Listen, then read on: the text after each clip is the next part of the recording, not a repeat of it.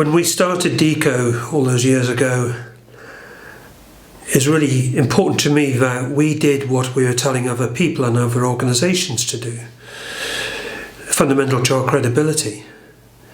And also at that time, we were really keen to have clarity about the culture we're trying to create within Deco. We wanted it to be different, suitably different. Accountability, I think, is really important in culture, as is decision making and the way we interact and behave and communicate. These days we call this whole cultural thing psychological safety. Way back when we didn't have that terminology. But I do remember not so long ago we went through a period within Deco where mistakes were being made, and they were silly mistakes.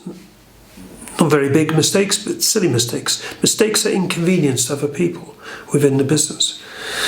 And I was interested by this. So I thought I'd do something to try and change it.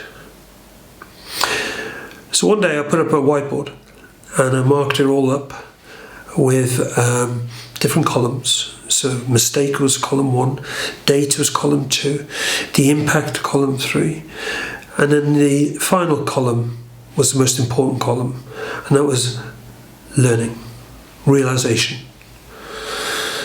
So the last column was what people could understand from the mistake to try and ensure it didn't happen again.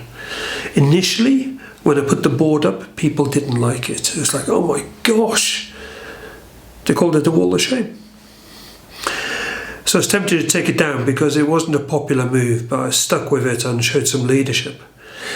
And I made a mistake and put myself up there. And that kind of broke the ice a little. Initially, then, we had more mistakes. And people were starting to say, well, maybe this isn't working. We stuck with it. And then gradually the mistakes came down. And you know, the great thing from the wall of shame, it needs a marketing spin, is this.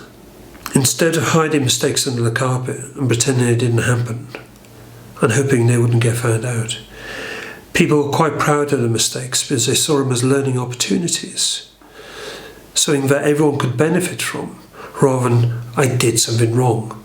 I did something wrong doesn't serve anyone. But actually sharing something with colleagues, with friends, about how we can be better and do things better, there's real value in that.